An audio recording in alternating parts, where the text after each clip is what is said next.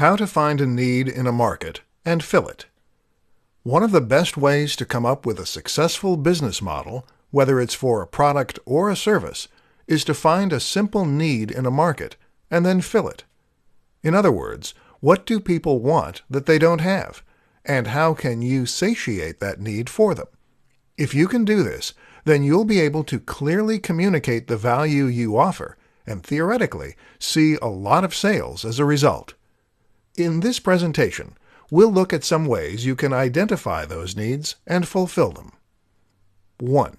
Look at existing products. One way to find a gap in the market is to look at the existing products in that space. What you'll likely find is that a few companies have got the niche stitched up, but that there is still room for improvement and still room for new products. Ask yourself, who are these products not catering to? What don't these products do that could be useful? 2. Look for pain points. They say that a good writer should always write what they know. Likewise, a good business strategy is to always stick with industries and niches that you understand. In other words, when you choose what you want to make or offer, it is best to choose something that you understand, rather than something that you've never used or experienced yourself.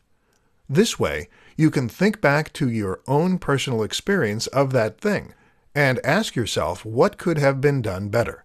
Or if there is a product or service you use every day and it fails, ask yourself how that product could have been made any better. Is that something you can fix? 3. Survey the market. Another simple way to find things that aren't out there is to survey the intended market. In other words, ask the people you're selling to what they would like to see more of and where they feel their needs aren't being met. 4. Consider smaller cross-sections.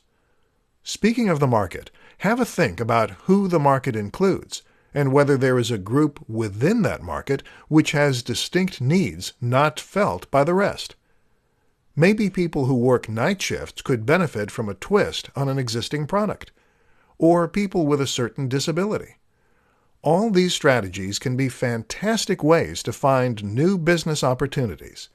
But remember that what made Steve Jobs so innovative and successful was his ability to anticipate what the market needed before the market knew itself.